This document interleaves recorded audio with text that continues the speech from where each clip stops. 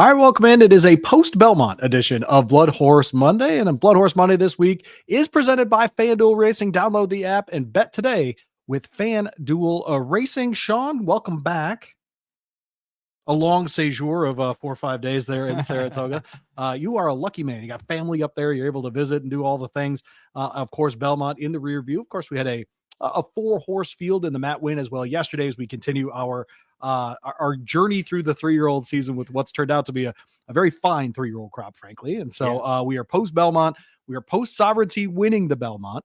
Made me look very smart in all of the predictions that I did running in to the race, but everything's set up, and I will be very clear about something.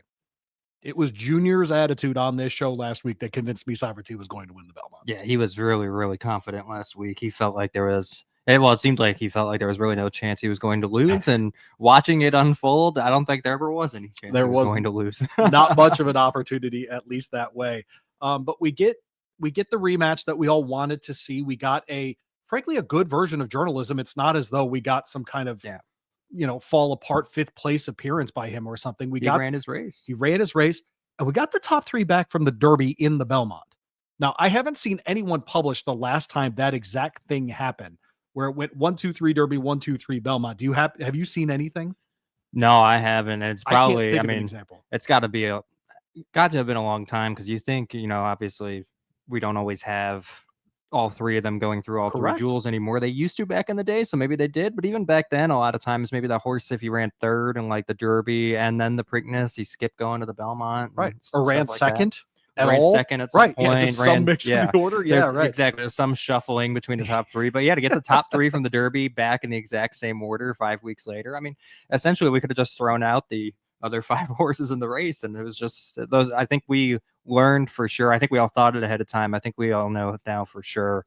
It's clear that these are the 3 best horses in the division. Oh, interesting. Okay, so that's you were there. You see Sovereignty do what he did in person. I know what I saw on television. What did you see? I saw where so to preface this, my seats were at the exact spot where he passed journalism. Okay. And so I don't think the TV camera. That was my view, by the way, during the Derby. I watched them hook up in the stretch at the 8th pole because of where the media seats are. Yes. Having watched the replay now, I don't think the TV shows you just how easily Sovereignty cruised past him. The spot where I was seeing him just go right, like he came right up to him, and he just flew right past him.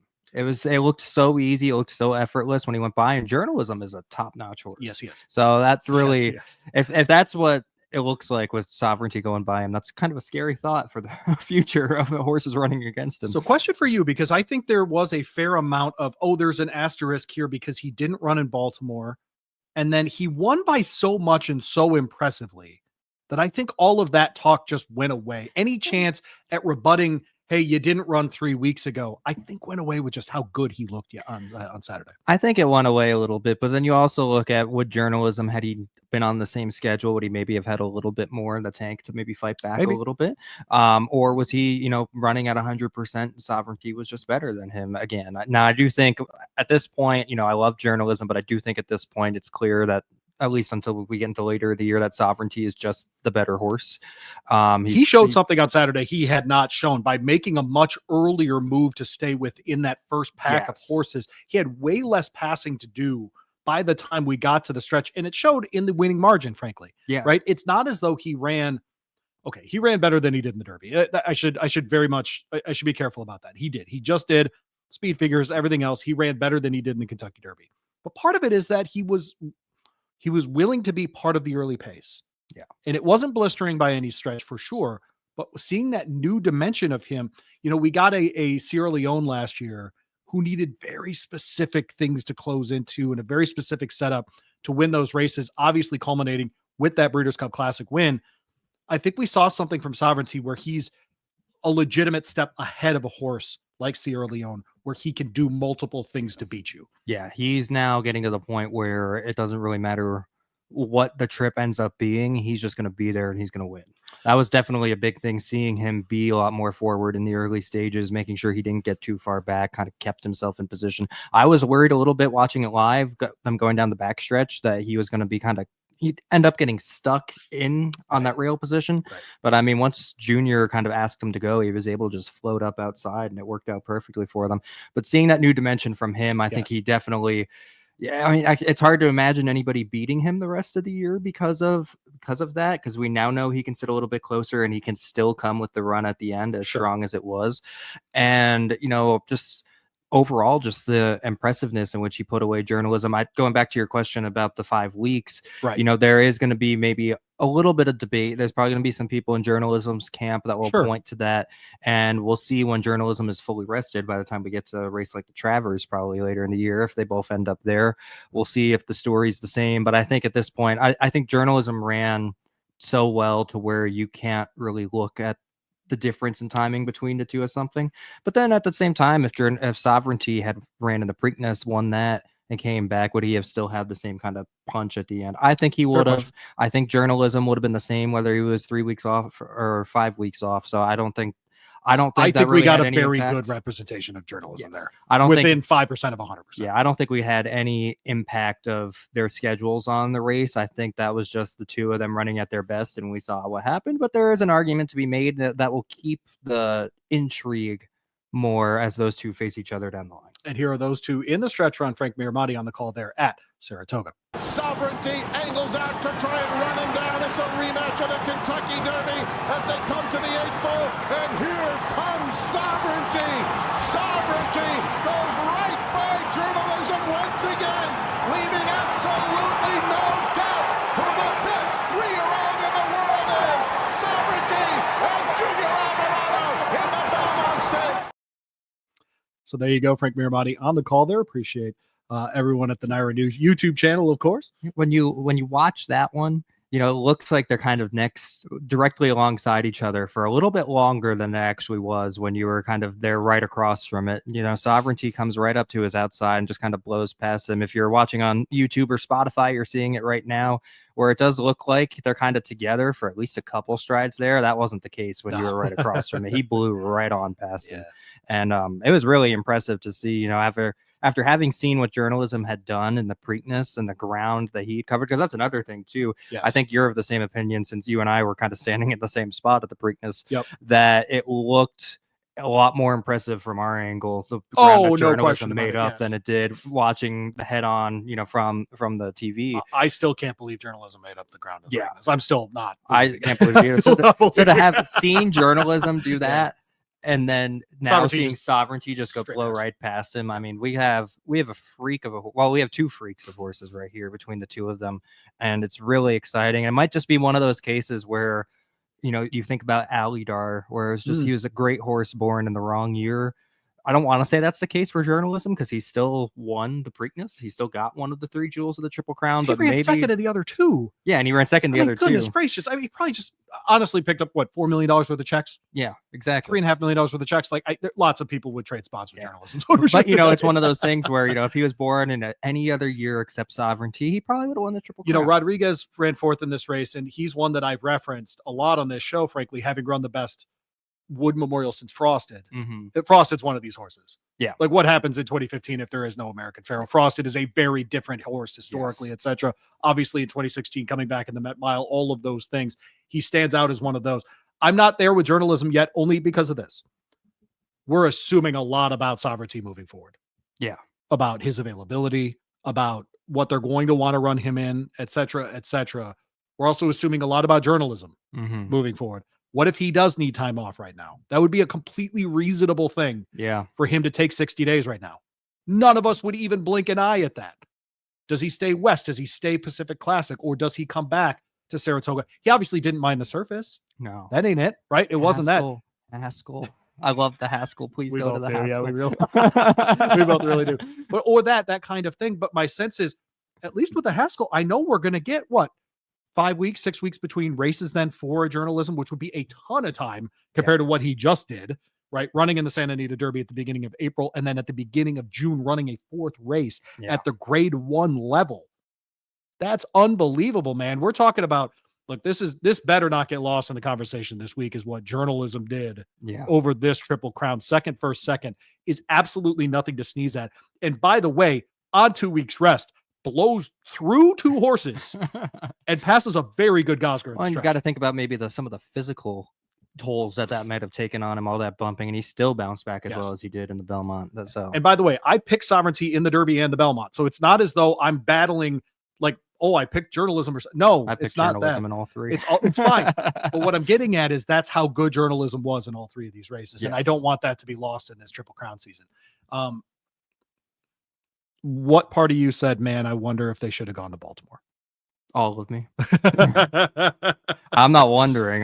They should have went to Baltimore. I think. Did they screw up? I think that's a really legitimate question today. Yes. Obviously they have the right to do what they think is best for the horse. They did not think going to the Preakness was in his best interest. We don't know what their ultimate goal with him is, whether that be, Sheikh Mohammed wants to see him run in Dubai or something later on in the World Cup next year, no matter what the reasoning might be.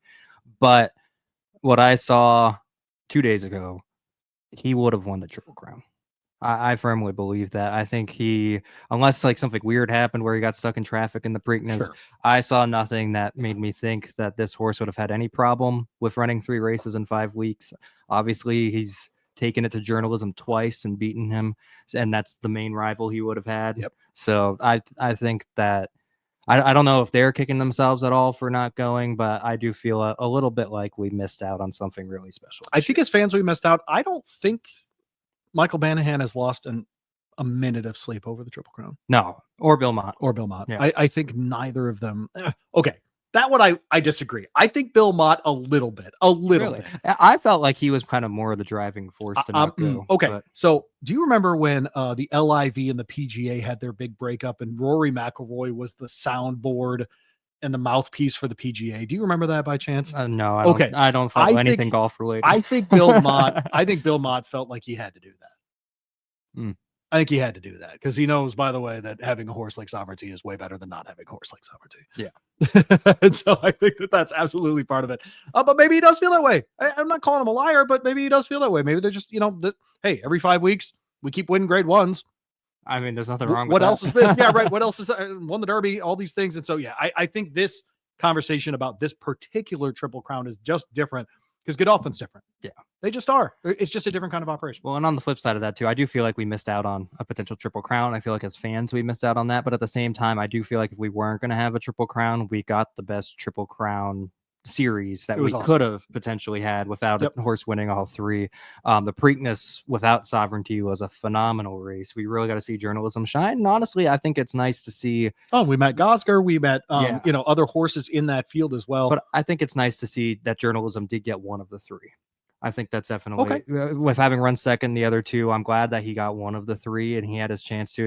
You can debate whether he would have won that had Sovereignty been in there, but it was nice. It was the Preakness was such a great race for not having the Derby winner, and then the Derby and the Belmont just lifted the Triple Crown series up. And I do think that it was an interesting debate leading into the Belmont, and one that kind of kept us on our toes was the 5 weeks versus the 3 weeks. One horse was doing it and one horse wasn't. Right.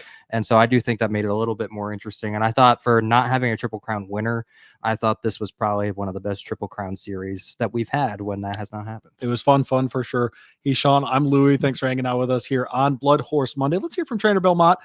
This was day after the Belmont there at the stable there up at Saratoga. Thanks to Frank Angst and a Curlin from BloodHorse getting us all of this sound as well.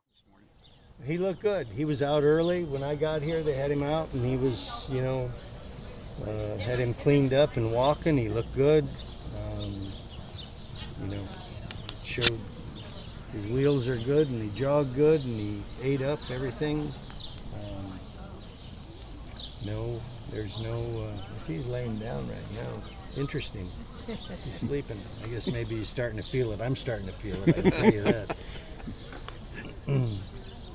Does he generally recover from races pretty quickly? He's always been good. Yeah, really good. He's a tough horse. He's a hardy horse. Very, great appetite. He's a trainer's dream. You're expecting what you saw yesterday? He's sort of, yeah. I'm not surprised. I'm not, I never took it for granted, but I'm I'm not surprised that that's what we saw. That's what we saw in the Derby. I couldn't come up with any reasons why he couldn't do it again, and he showed up. For you, what's the last 12 hours been like? Well, I'm relieved. I think sometimes you get into a situation with a horse like this, and it probably there's a lot of expectations, not only from me but everybody around him, and so it's just more of a, instead of a high, it's a relief that they showed up and they did what you thought they should do or could do, and he did it, and now I'm like, it's kind of like letting the air out of the balloon. It's over, or yesterday's over, put it that way. That suggests that there is a little glimmer of doubt, and if so, like, doubt about what? About how he would perform yesterday. When you say relief, like, no, what are you? I've been doing this for over 50 years, right? And I've had more than one disappointment in that time. There was no doubt. It's just if you got any experience at all, you ready yourself for anything that could happen. Mm-hmm. I mean, you never know. Horse could stumble out of the gate. Could get carried wide. There's nothing that's a sure thing. I think we've seen plenty of 1 to 5 shots get beat, or 3 to 5 shots. There's no such thing as a sure thing. That's why they run the race.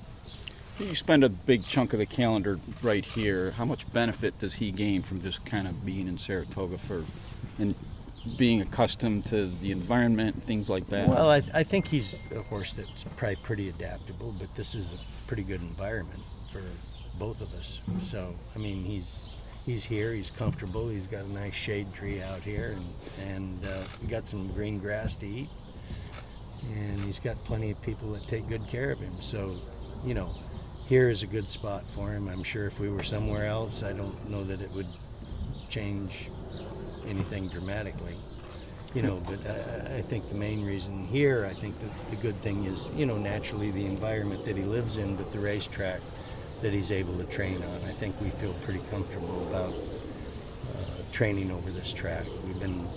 We've been good so far, and we'll continue, and I think we're very lucky to, we're talking about the Travers. He'll probably stay here until then. He probably won't go anywhere. Would you give any consideration to racing between the Travers, or you just want? No, yes, I think we probably would run in the Jim Dandy. I mean, I think that's a good possibility. Okay. I don't think it's nothing. Surely isn't set in stone, but it's here. And if he were gonna have a race before the Travers, and this is all depending on him and how he's doing, and what the next couple months bring. But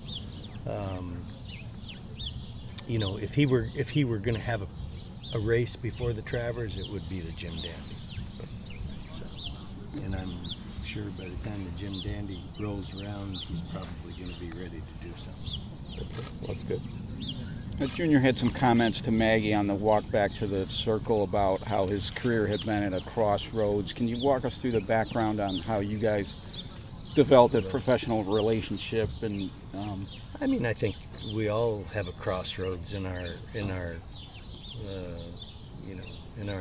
jobs and what we do, and I'm sure if you're not winning on a regular basis, you question what you're doing or what's happened and what's going to happen, and I think he probably went through a point. It's a lot of times these riders have injuries, and sometimes it takes a lot longer to recover your business than it does to recover from the injury. Mm-hmm. And I think if you have a couple serious injuries and setbacks, and all of a sudden you're not in front of the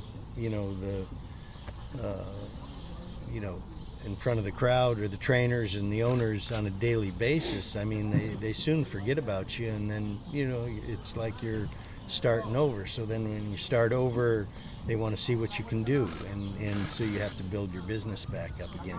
Probably something that, you know, would happen with a rider more so than a trainer, but I think even trainers, the business cycles around. I think we've all had, you know, better years than others. I mean, I've been very fortunate. We've been pretty consistent over the years, but you know, some years you're really rolling, and some years you're kind of grinding it out and, you know, waiting for next year. In general, what does he bring to the table as a rider that prompts you to have him? He's on consistent. First call? He's good. He lives clean. He's sober. You know, he goes to bed at night, and he's a family man. He's got, you know, he's got responsibilities that he takes care of, and he takes care of that. And he, you know, I think he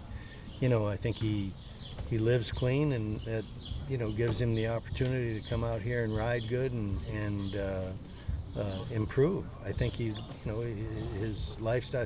You know, we've got a great group of riders here. I mean, I'm not. That's not just him. I mean, I think we've got other guys that are, you know, they train, they study, they train, they work hard, and I think Junior fits into that group that you know is you know, they have a lifestyle that, you know, suits somebody that wants to be at the top of their game. Does it help you as a trainer knowing that you have somebody that's that reliable and is going to show up well, every time? It makes it very easy for me. Of course, his Junior's agent, Mike, is a friend of mine, and if I need him for certain races, he's usually there for me. And if I don't need him for a certain race, he's fine with it. If I have another rider that somebody wants, they accept that. You know, not that they would have any choice in the matter, but you know, they you know, they know that there's other riders that are going to ride a few of the horses. So Junior's not the only rider here, and we want to, you know, if I have an owner that, you know, has a rider that they are in love with, and they're somebody that I like, you know, I'm fine with it. Mm-hmm. Bill, when you talk about Jim Danny, obviously the Travers, and I would imagine the Breeders' Cup Classic is the year-end goal. By not running in all three of these races, do you feel you have a fresher horse to attack these races? Well, I think, you know, I think, you know, spacing the races and keeping your horse a little bit on the fresh side is important, and probably helps you get to the end of the year. How about this little, you know, this crop? You beat two really nice horses, same two horses that finished behind in the Derby, are right there in the Belmont. Is this same three? Yeah, I think it's good. I mean, I think the fact that, you know, maybe I'm too close to see it right now, but you know, there's been other, you know, you've got Easy Goer and Sunday Silence, you've had Aladar and Affirmed. You know, where do we fit in with those horses? I mean, those horses are legends. Yeah. You know, are we a legend? Well, I'm sitting here today. I don't think they're legends yet, but I guess it'll be interesting to see how they're perceived as time goes on. I mean, maybe you could probably tell me better than that. I'm living it. I didn't live with, you know, I was an observer for Sunday Silence and Easy Goer, and I was an observer for, you know, Aladar and Affirm, but now you're, you know, a little part of it. Sometimes you're too close to the forest to see the trees. What will his week be like? Have an easy week? What will his, like, immediate Yeah, future just he'll probably walk 3 days. We usually give him, you know, 3 days walk in the shed, and then we'll come back and we'll probably maybe put him on a jog schedule for a few days just to give him, you know, an easy, you know, his first week back, and then we'll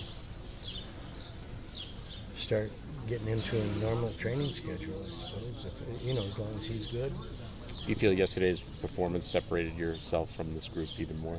Like you double. I think it's only natural to believe that. You know that. I don't know. I saw it with my own eyes, and he he drew away from him in the Derby, and he drew away from him in the Belmont, and on 2 different track surfaces. One 19 or 20 horse field. It was a smaller field yesterday, but there was still some good horses in there. So, look, there'll probably be somebody come down the road late in the season, and there could be somebody that shows up that's a late developer. The year's not over, and that's what keeps it interesting. I mean, we always, we think, well, we're the only 2, or only 3. That are, there's probably somebody sitting in the wings that, we haven't even thought about. All right, there's Bill Mott, day after. I have one thing I wanted to say about his comments, and he brought up all of these great affirmed and Alidar types of back and forths. Here's the deal. Are we legends? Was one of his questions. The answer is no. Because if you don't go to Baltimore, you remove yourself from the legend conversation. That's how this works. You can win the Derby, be a legend forever with that. Mm-hmm. Rich Strike won the Derby. Legend. You can win the Belmont. Creator won the Derby or won the Belmont. Legend. You can do those things, but if you don't compete in all 3, you don't get to talk about legend. You don't get to talk about all time. That's how this works. Yeah. You can win as much money as you want. You can have a great sire coming up here. You can have all the things. A great operation. But what you don't get to have, legend talk. That's what you don't get to have. And that's what's disqualifying about not going to the state of Maryland for a Triple Crown race. Yeah. That's where I'm at. It's one of those By the things way, where, Sovereignty, best 3-year-old right now. Yeah, that's not a question. Like, we don't have to do this. It's fine. I get it. He's very much the best 3-year-old going. I would not bet against him in the Haskell or the Jim Dandy they talked about. I would not bet against him in those spots at all. That's not it. That's not what we're talking about right now. But that legend conversation, no, you out. You're done. You ain't doing that. Yeah. He can run the table the rest of his career, win races like the Travers, the Breeders' Cup Classic, the Dubai World Cup, and prove himself to be one of the greatest horses of all time. That's more than capable of happening. There will always be, whenever somebody, 30 years from now, when people look back at history and they look at Sovereignty, the thing he'll always be remembered for the most is the race he did not run in. I think there's at least a chance of that. Flightline was awesome. I don't know that I've seen anything else in my life like Flightline.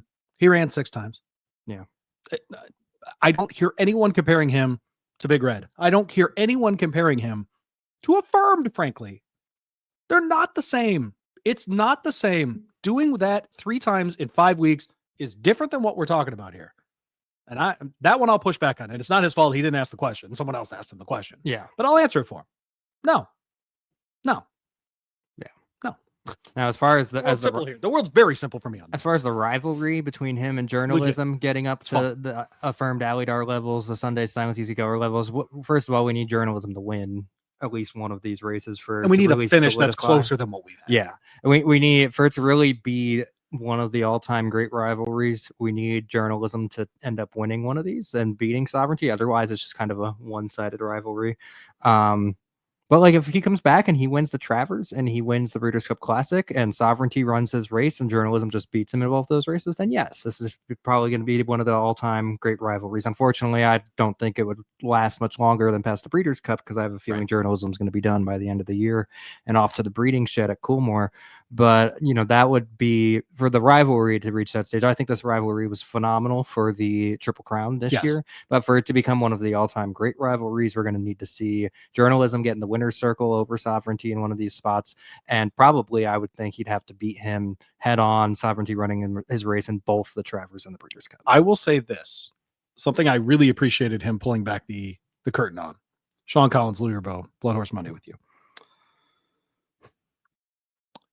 He admitted it was less of a celebration and more of a relief to win the Belmont. Well, imagine if you sat out those 5 weeks and lost. Bro, no, in that, you're making a great point, which is there is actually legitimate pressure around this. There is. There's legitimate pressure around. You can't choose to do that and then lose. I mean, Rich Strike, that happened a couple of years ago, but I think we all, we're all holding Sovereignty to a higher standard than Rich Strike. Sovereignty was one of the great way to favorites, put that. and Rich Strike, you knew that his Derby was just kind of one of those freak occurrences. One is and we a didn't have the homebred same for Godolphin, expectations. and Yeah. one is a $30,000 claimer. It's okay that they're different. Yeah. It's okay. Both, by the way, Derby champions forever. Forever. Exactly. It's totally fine. But they're different. The standard's different. I appreciate him saying, hey, load off my shoulders to just win this thing. Yes. Come the weekend. We now hear from friend of the show, Junior Alvarado. The BloodHorse Monday bump continues. Yeah, it did work this week. didn't it? Again. Yeah. Well, I thought- Everyone's welcome. By the way, you're welcome. You want your horse to win a stakes race? Jump on this program. you That's seem to have essentially good how luck this when that happens. But it was interesting. I mean, we just saw Bill talk quite a bit about Junior there and kind of their relationship. Yeah. And so I know Junior will talk about that quite a bit in this one as well. Billy Mott. Called him Billy Mott like 10 times on the show Yeah. last week. Made me so happy. Oh, by the way, a little if you watched the show last week, I did go to the ice cream stand to try to find to mint. try to have the Junior mint ice cream. Sold out. They did not have it yet. I think it's probably I'm assuming that's a flavor that's coming, but it wasn't there yet. So I do not have a report yet. We'll Junior, have if to you jumped on this show and lied to us about ice cream, we got a problem. Now, here's Junior after the race up there at Saratoga. Junior, has it all sunk in yet after the big win yesterday? Yeah, still pretty excited. Pretty excited, I don't think it has sunk in yet, but still living the moment. I think now they're both together, kind of still colliding, the Belmont and the Kentucky Derby. It's just an amazing feeling, and just took a very special horse to do that, and like I said, I'm just living the moment. Did you guys get a chance to celebrate last night at all, or? We did a little bit. We just went to eat, and just the family and close friends, and yeah, we got to enjoy the time together a little bit there, do some family time, and now we got here this morning just to come see the big boy. How's he doing? Can you talk about the last couple years for you? It's just really taken off, just winning some of the biggest races in the world. Have you had any time to just kind of think about that, how far you've come in a few years? Yes, yesterday actually we were just talking about that. The last 4 years, it's just been exceptional, winning the Pegasus, having Cody's Wish, the Saudi Cup, now the Kentucky Derby and the Belmont. 5 years ago, I probably wouldn't even think I could get done 2 of them, to be honest. And but that's horse racing. I guess you gotta keep waking up early in the morning, keep coming, show up, and keep working, and eventually, if you're blessed, things happens.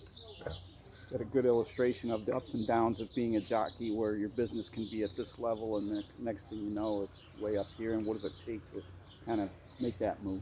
Yes, it is. This business. I had a lot of ups and downs. And I'll say when I had the downs, it was very down, very low. But that's I always have the support of Mr. Mott, which he always encouraged me to come back, wake up in the morning, and I always could see that a good horse always can stop in the barn, and I could be able to get on it, and like I say, and then get the opportunity again that I needed to bounce back, and that's what I keep doing, just keep working, and like I say, like sometimes you have to make things happen, keep pushing through, but like I say, it's always easier, when you have a barn, the back you have like Mr. Mott. Can you walk us through a little that detail about, you were talking about it earlier, about being down at Gulfstream and how things changed for you and how Cody's Wish was sort of a part of that? Yes, there was a time where I think, I don't know, maybe I had to be a little bit too between COVID and I had a bad concussion. Took me like a few months out, and when I came back, I didn't feel good about it. I was very sour. I wasn't even happy with people. I didn't want to come here in the morning and show up or anything like that. So it was a time where actually I was just thinking even to move back to Chicago. I was like I said, I didn't want nothing else to do. I didn't want nothing more to do with the horses, and coming to the track, to be honest. And I don't know. I just say that's probably part of like the downs being very down and low being very low, but I had the family, and my agent Mike Salito always pushing me through, then I say, well, I'm not gonna call it a quit, but let me maybe move to Florida, maybe, because things here were very slow too. I wasn't getting opportunity. If I was getting anything, next time I will be taking off. And, you know, I just keep seeing things that I was working for, they keep, you know, getting away from me. And then I moved to Florida thinking like, well, maybe I can, you know, start picking it up somehow here and make it, you know, like bounce back again. And yeah, you know, I stayed there for a few months, and then I ended up, you know, getting a call from Bill to go ride this horse, Cody's Wish, at Belmont and Kentucky Derby Day. And I think since then, you know, everything's kind of changed my mind. This horse kind of like put me back on it, and it make me think differently again, and somehow kind of put me here where I am today. When you were at Gulfstream, would that have been at the time of year when New York, everybody was in New York pretty much? Yeah, you know, I went there in the winter where everybody goes there, you know, but then, you know, I stayed there. Everybody came back here. Some guys went to Kentucky, some other went back to New York, and that's when I decided to stay there, you know, and I was doing pretty good. I think I was leading jockey, or maybe second leading jockey at that time, and you know, things were going very well. I didn't feel I was what I wanted to be.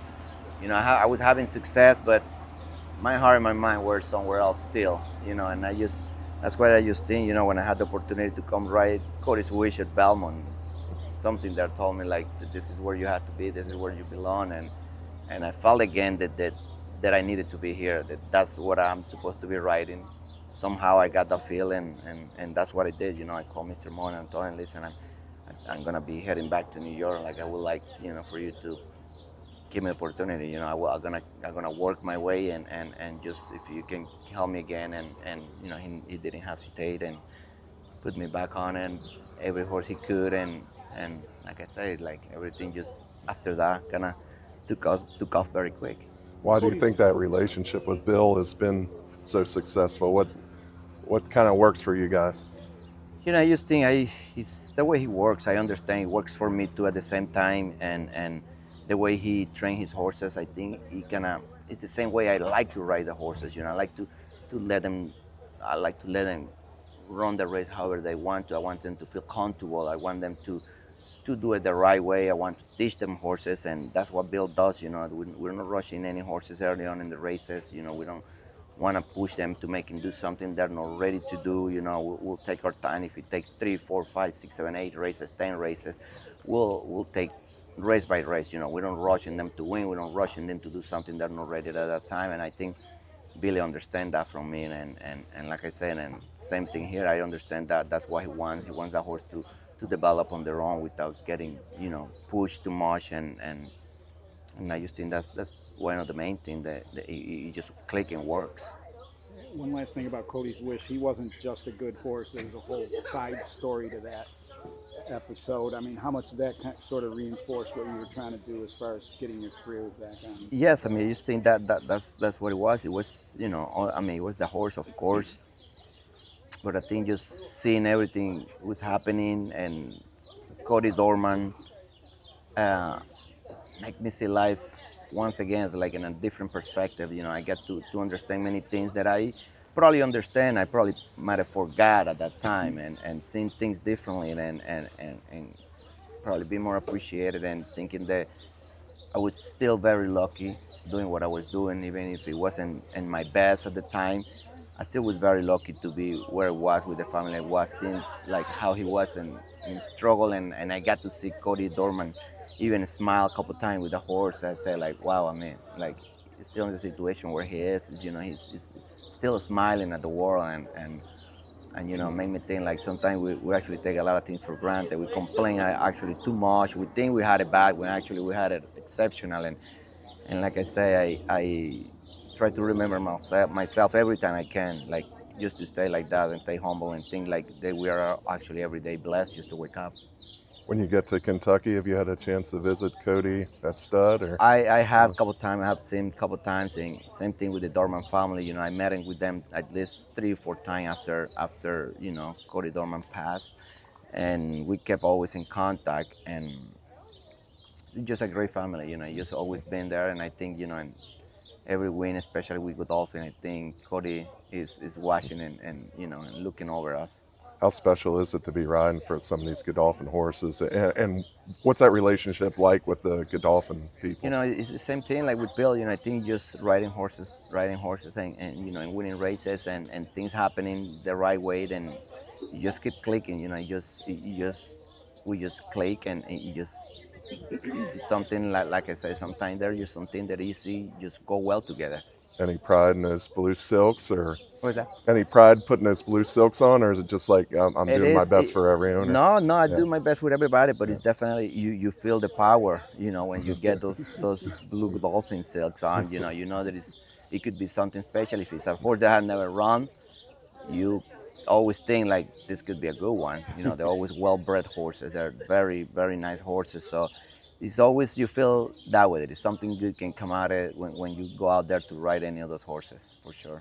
When Cody's was retired and you were kind of left wondering who might be the next big one, when this horse came along and now you've done what you've done with him, how does that kind of feel to continue that with Godolphin and to have this next great horse? Yeah, it's just been, like I said, it's been an amazing ride since Cody's wish, and yes, I mean, I think when we crossed the wire first in the Derby and then we talked a couple days after, then I called Bill probably a couple weeks ago, and I called my agent a couple weeks ago and I asked him, like, how many babies are we getting there? Like, are we looking any good? Like, we're already kind of like thinking about, like, does Godolphin have already some babies? I want to see where the next Kentucky Derby could be, and that's just excitement. You know, you keep looking for the next champion for next year, and like I say, for Bill, you know, I think it's always a good chance. You know, to have great horsemen and good horses keep coming to the barn. How remarkable was it to see carbon copy trips between the same two good horses in two big races like the Derby and Belmont, and they were so similar? Yeah, well, it's a little easier to get trips like this when you ride good horses. You know, you move your hands and they put you right where you want it to be. Sometimes even, I mean, yesterday I didn't thought I was going to be that close, but he was that good that he put himself in that position. Like, he was just traveling faster than everyone without even trying, and I ended up myself in a beautiful spot the whole way around, and like I say, once again, I saw journalism making his move. I said, like, well, I think things are over now, because now I just follow him and I show him what to do after, and that's what I did. You know, right when I turned for home, once again, put him outside in the clear, and you know, he knows what to do after that. You know, he's a very good horse, and journalism too. You know, horse that run the Kentucky Derby, run the San Felipe, the Kentucky Derby, the Preakness, the Belmont. You know, he run a hell of a race. You know, he took up a good horse to run him down for sure. How much have these two horses separated themselves from the rest of the division, and do you think there's any other like good ones that are kind of lurking out there that we haven't heard from yet? Well, not that I know. I think those two horses, you know, yesterday they show clearly that they separate themselves a little bit from the rest. You know, they're you know, and you know, as of right now, I think they just, like, you know, if you think they move journalism to California and then we keep sovereignty this way, I think, you know, they both could be the champion in different, you know, side of the country. You know, they're just definitely, like, probably right now the top two, and you know, a little separation to the third.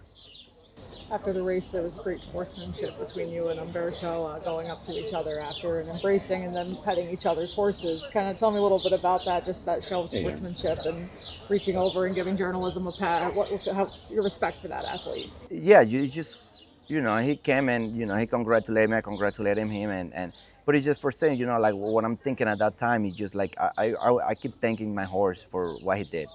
You know, and anything I asked him, he was there for me. Then, you know, same journalism doing the same thing for him. You know, you have to have appreciation. He ran 3 hard races that my horse did. My horse ran 2 of them, and like I say, he still fought there for Umberto, and I mean, you have to love the way they did it, and like I said, there was nothing to be ashamed, man. He just fought hard, and I have to give him a lot of respect for what they did. Absolutely.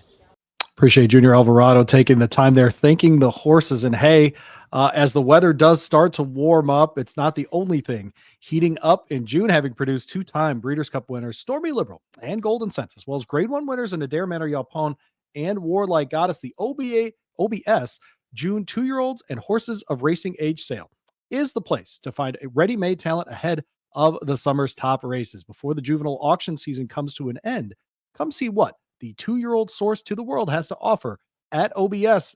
It's coming up June 17 and 18. Getting ready for that. And less of course, than 10 days away. It's amazing. And they someone asked about that moment after the race.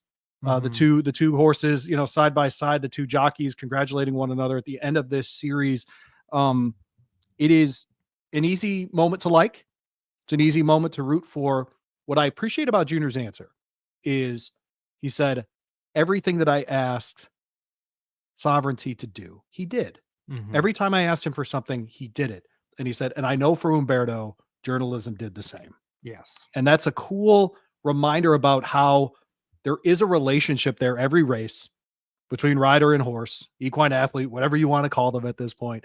And I appreciate Junior really taking that question seriously, because it was a cool moment, and it's one that I know I appreciated. I'm sure you did too. Yes. Yeah. If you're listening to this, watching this, and you didn't see this moment on the Fox broadcast, right after the race, Umberto rode up alongside on journalism to kind of give Junior his congratulations. The two of them hugged, and then Junior reached over and gave journalism a pat, and Umberto reached over and gave Sovereignty a pat. So kind of both of them respecting both horses. And that's one of the unique things, here with horse racing is, these guys, especially the jockeys, they owe everything to, the horse, and they appreciate when they're on the big ones like this. And they also appreciate when they have the rival. And I mean, we talked to Junior last week, and we asked him about that rivalry, and he said it was starting to get in his head a little bit, that I need to make sure that I beat him. He has a lot of respect for him. That's right. We always see, in some of the other sports at the time, all the time, I'm a big Yankees fan. Sure. So, this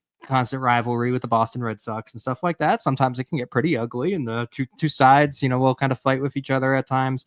In horse racing, you tend to see kind of some more of this. It's one of the, obviously I want to beat you, but I also respect you when you beat me. I respect, I just respect that the effort that you put in. One of the things that I think really kind of binds everyone together in this industry is we all know how difficult this industry is on a daily basis, no matter which role you're in.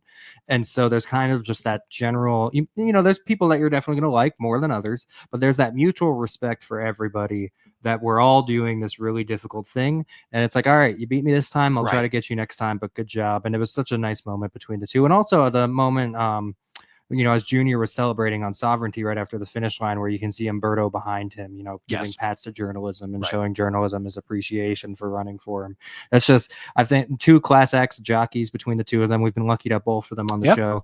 And great guests too. Yeah, great guests, great jockeys, and to see their connection with the horses, Sovereignty, and journalism throughout this Triple Crown Trail has been pretty special. It was confirmation too. This is, for them, it was a rivalry. Yeah. Right. And in this sport, it's very difficult to have year-over-year rivals. Right. Yeah. It's not something we get to glean onto very often. We don't get those moments in our sport too terribly often. So even in a 5-week sort of data set where we do get an opportunity for these two horses to run against one another, it at least set up for that. And you could tell, based on his comments with us a week ago this time, and then after the race too, Junior really does respect journalism a lot, frankly, like a lot. Well, and it was cool to see that in such a public display on Saturday. And, I'm big on racing history as well. And you think about 30, 50 years in the future, when people look back at this, the two of them are going to elevate each other's their stories, and their stories. That's the fact that the two of them went at it in these races, they were the two big horses in this. The Junior is going to be attached to this story forever. Umberto is going to be attached to this story forever. And so, from a historical standpoint, there does have to be respect of one of the horses to the other, because they're going to be, whatever history remembers them as in the future, they're going to be remembered for that because of the other horse as well. In the same way, frankly, that I think affirmed his Triple Crown is elevated by Alidar being in those races and being so competitive, right? Having to overcome that horse over and over. I think you're right. We're going to look back on the Derby and the Belmont wins as, he beat journalism in both of those races. Exactly. Well, and a lesser extent, because he stands alone on his own, but you think about Secretariat and Sham. When Sham runs as well as he does, runs the second fastest Kentucky Derby, that really does elevate why you can claim Secretariat's the greatest of all time, because you had a horse who ran one of the greatest Kentucky Derbies in history and lost, because Secretariat was just that good. And so, obviously Secretariat would stand on his own anyway, but Sham does help to elevate him a little bit, because we did see a real kind of unnatural talent in Sham that was easily handled by Secretariat. BloodHorse Monday. Sean Collins, I'm Louie Rabaut. Thanks for hanging out with us, starting your racing week with us. We're presented today by FanDuel Racing. Download the app right now and bet today with FanDuel Racing. Speaking of journalism, here is Mike McCarthy the day after. And of course, they did the thing we all were rooting for, was that they brought a really good horse to the Derby, the Preakness, and the Belmont, finishing second, first, and second. Here he is, Michael McCarthy, the day after the Belmont. Seems like he's come out of the race in good order. Okay. What were your thoughts about looking back on everything? Yeah, look, it's been a fantastic 5 weeks, proud of the horse, proud of my team, very grateful for the owners to go ahead and let us participate in all 3 races. I thought early on that he was a horse that could handle something like this, and he certainly did. You're going to go back to California, but there's really not much out there for a horse like him until you get to late in August. Mm-hmm. Would you think of coming back east for something like the Haskell? Everything will be in play. He'll go back home for a few weeks, and we'll kind of come up with a game plan. How about the rivalry? How important to the sport is that rivalry? Yeah, I think any kind of, I think anytime good horses line up against each other, it's good for the game. Obviously a lot of respect for the connection. So wherever they meet up again, I hope both horses are doing as good as they can possibly be doing, and see what happens. We've had away games for the last 5 weeks here, so maybe we both get to the Breeders' Cup in good order, and it's in our backyard, and maybe it suits us a little bit better. Michael, do you have a favorite moment or two through this whole Triple Crown? I don't know if I have a favorite moment. I mean, all of it was great, obviously just the last 20 seconds in Maryland, something I don't think many people have seen before, and might not see again, something like that. That was a performance for the ages, so that was obviously very special. But just the whole 5 weeks, all of it's been very rewarding, very fulfilling. Do you think the win in 2 seconds in Triple Crown races is going to hold up over time? Do you think that's something people are going to look at? Yeah, look, it holds up with me. I really don't have, look, we're beating,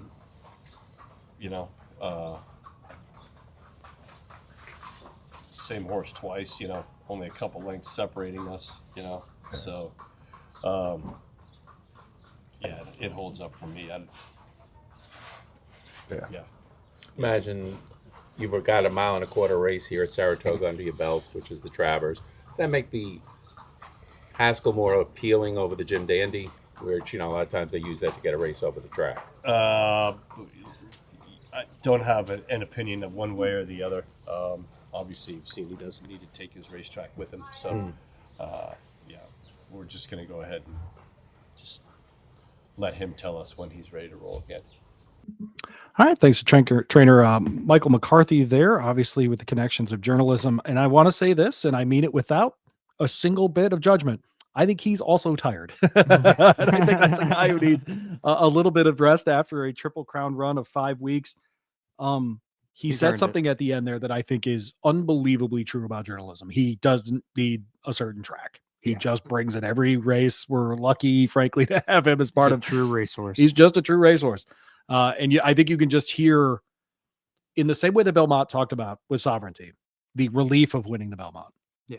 I think you heard a little bit of, oh man, we ran second and I feel like we have the best horse here. I really think they think that about journalism, and I don't know that they're crazy to think that way. Yeah.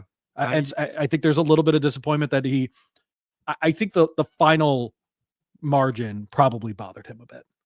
Yeah. Right. It's just how, because you bring it up, how easily he passed him in the stretch is not emblematic of how good of a horse journalism is. No, it just isn't. But that's how good Sovereignty was on Saturday. Yeah. Like, it's okay to say too. Oh man, a man who was up there as well, a colleague of ours, Frank Angst, joins us now from BloodHorse, BloodHorse.com, of course.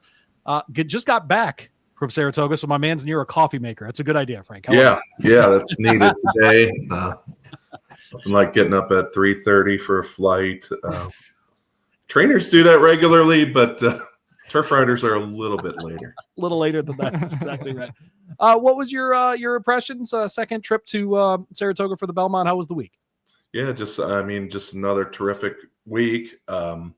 weather didn't totally agree. I wish we could have had the weather that we saw on Wednesday and Thursday would have been just fine. But the rains arrived Friday afternoon, and pretty well they were really heavy to start there, and then kind of continued in a steady manner through Saturday morning. So that put a little bit of damper on things, but the sun came out later in the afternoon on Belmont Day, and they had, I mean, they cap it at 50,000 anyway, and they nearly reached that again. So strong all in all. Yeah, no, it's a spectacular setup up there for sure within Saratoga Springs. Sovereignty gets the win. We talked with you last week about the 3 weeks and the 5 weeks off.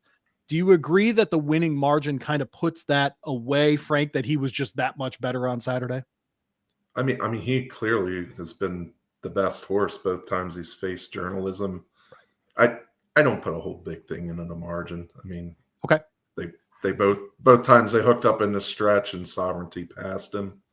And no, I mean, there's still some unknowns here that the journalism camp can use, but I mean, at this point, Sovereignty is clearly better. I mean, typically, I was trying to think this morning, the years that I've voted in the NTRA poll, the 3-year-old division, if somebody has won 2 or 3, I pretty well go with that.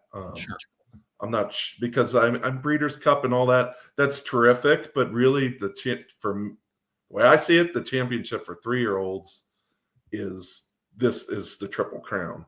Now, the one thing that makes this year interesting is journalism ran in all 3, right? And he has 2 seconds and a win, so he's not tremendously behind. So it's going to take a lot of thought at the end of the year. So I mean, it was really terrific Triple Crown. In a year that there wasn't a Triple Crown winner, I think I go back to the Street Sense Curlin Regs to Riches year. I think that was. Until the, I mean, I think that's how far you go back to find one that wasn't a Triple Crown sweep that was as compelling as this one. Yeah, I agree with that. Now, you mentioned kind of the voting and everything like that we'll do throughout the rest of the year. I know we've talked to you a couple times on this show about the weekly NTRA polls. The 3-year-old poll should be coming to a close here with the Triple Crown over. When you look at Sovereignty and journalism in relation to the top Thoroughbred poll, after we see like Fierceness and White Barrio get beat this past weekend in the Met Mile, when do you start adding the 3-year-olds kind of to the top 10 of the top Thoroughbred poll? Are those at that point?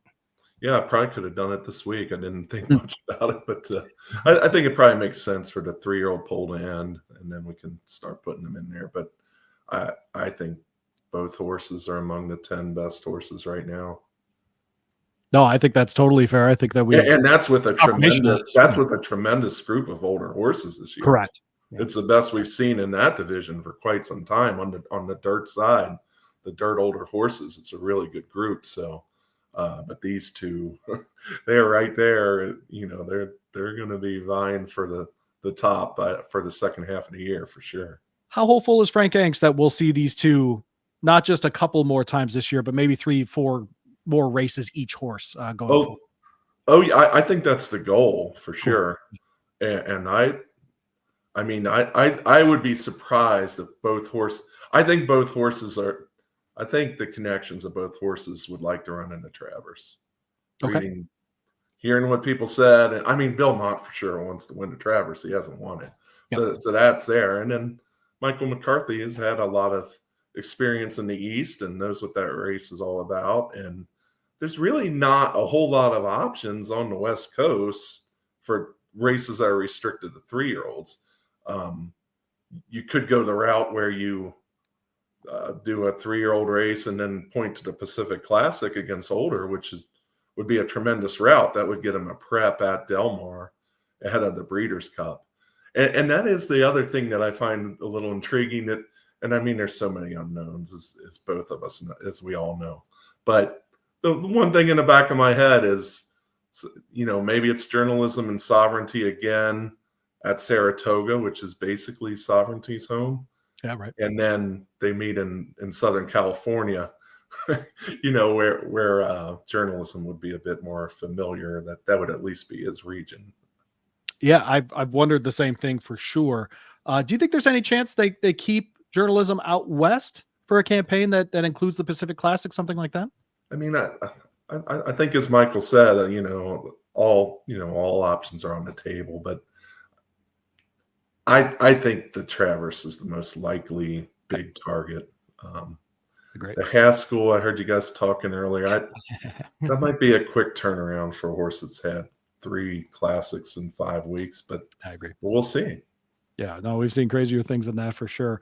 As we head to the Jersey Shore next for the next big graded stakes on the 3-year-old side. We had the Matt win in town here yesterday, Frank, and East Avenue gets the win there. As we get into the state derbies, the West Virginias, the Ohios, the Indianas, the Illinois, the Iowas, whatever you want to call it.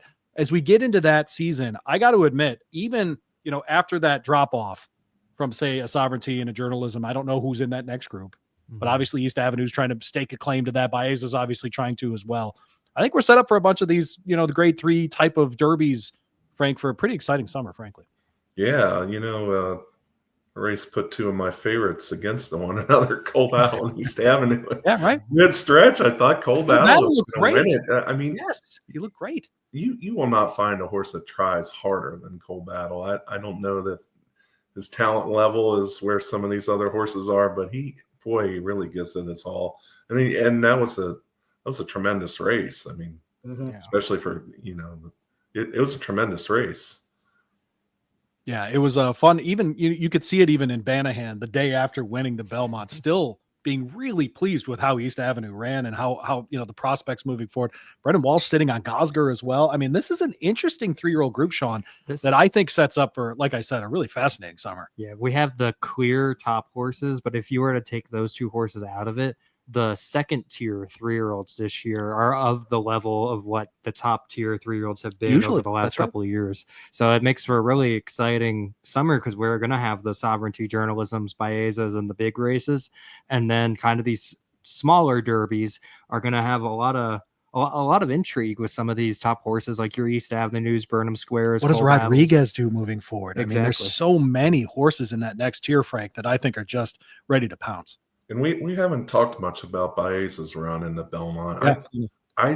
The horse still strikes me as green, and I think he still needs experience. And they were kind of on various interviews. We talked to Junior and Bill about who might pop up. Baez is on everyone's radar. Right. I don't think we've seen his best race. I think the horse is still improving, and he's run some big races already. So I think he's one to really watch. And I'll tell you this, John Sheriff loves Saratoga. He says there's no better place to be with a horse. So I think the Travers is on his radar too. I'm not saying that's where they end up, but obviously he's very much based in Southern California. So he has options too. But we'll see. It's going to be a fun summer, it looks like. Well, I was wondering, if journalism ends up going the route of the Travers, do you think it would make any sense at all for the Baeza connections to stay west and kind of aim at that Pacific Classic kind of in his absence? I think, I should. John Sheriff's is going to go where he needs to go. To me, that horse looks like he needs a win. He could really use a race where maybe he's the 2-5 favorite. Yeah. And just really goes out there and puts things together and puts some horses away. He could really benefit from a prep race, I think, at this point. Well, there you go, Frank. What should we be watching for right now at the website?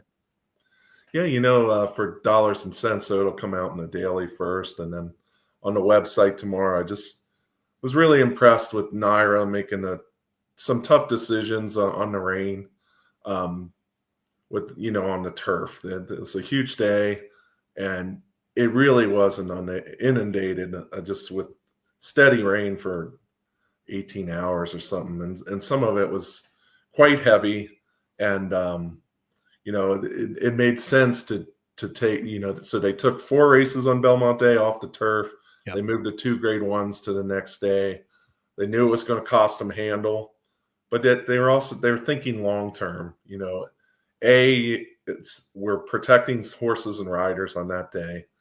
I think accidents happen in this sport, but you wouldn't want an accident to happen where people are saying, well, is the turf course safe? Do we really need to be out there? So they check that box. And then there's also the long-term concern about the courses themselves. They're going to be racing there in July. And, it's important to have the inner turf and the melon turf both in good shape for that, and in safe condition there. So that they protected those things. They protected safety on the front end and the back end. And then, I mean, when that decision occurred that morning, goodbye late pick 4, goodbye pick 6, goodbye late pick 5, several other pick 4s and pick 5s. My favorite, the Grand Slam, not as high on others' list. I like the Grand Slam too. But I mean, I was like, this is going to be a handle disaster. Yeah. And talking to Dave O'Rourke, the NYRA president, yesterday, he thought handle might go. So last year, Belmont Day handle was 125 million. Okay. He thought it might go as low as 80 million. The good news is people were really into this race, into these 3-year-olds, really into the card that that NYRA put together. And it actually reached 101 million, which just 24 million less than last year. And I mean, it was higher than 2022 Belmont card. So it's not, I mean, it's, last year was a record for a non-Triple Crown on the line year, the newness of Saratoga and what have you. So they were only 24 million behind that. On Friday, they were 2 million over last year's Friday. And then yesterday, with the 2 grade 1s added on that end, they were 9 million higher than the corresponding Sunday. So they pretty well got, quite a bit of it back. Yep. And ran a safe car, that it was the wise decision. And the handle numbers were really strong throughout the Belmont, Preakness, and Derby this year. The ratings were up. Social media, there was a lot of attention. So I think it was a really strong year for this year's Triple Crown. I think the last group that they really protected by putting those grade 1s, especially on Sunday, are the owners. Yeah. Because if you move off the turf, you lose that grade 1, it drops, right? And so that's a move as well that really does protect the owners who were willing to enter their horses in those spots as well. So I'm sure some appreciation on those ends as well. And I think we'd be remiss not to mention Miguel Clement getting that first grade 1 yesterday. His wife being in the winner's circle with him. What an absolute whirlwind in Acacia Clement, of course. Every man in horse racing a little jealous of Miguel yesterday. Grade 1, wife being nice to him on TV. I mean, that doesn't happen very often. How often has your wife been nice to you, Sean? Well, never. How about that? Yeah, that's exactly right. So there you go. Well, Frank, we're glad you're back here. For sure. It was a cool scene for sure. Yeah. And it's probably most likely that Saratoga is going to host one more year, the Belmont Stakes Day, right? And then back to Belmont Park in 2027. At that point, if all goes as planned, they'll have an all-weather track, right? So they won't have the same conundrum that they had yesterday. They'll have the option of moving turf races to that track. I don't know that they would move grade 1s. I think that would probably be more just for what you said. You want to protect that grade 1, and so I would think those might be more likely to do what they did again and put them off a day. But having that all-weather surface will be a nice extra option. There you go. Well, he's Frank Angst. Make sure you check out the daily bloodhorse.com.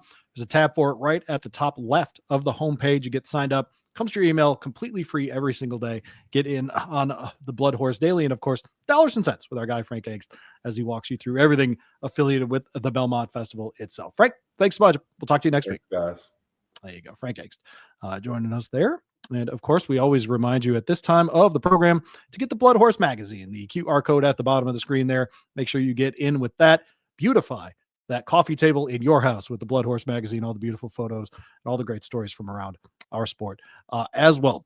All right, well, we're getting into the nitty-gritty of the summer as I rub my hands together, coming up on the Stephen Foster, a bunch of great races there at Aqueduct as part of that Belmont thing before they head, as Frank mentioned, to Saratoga.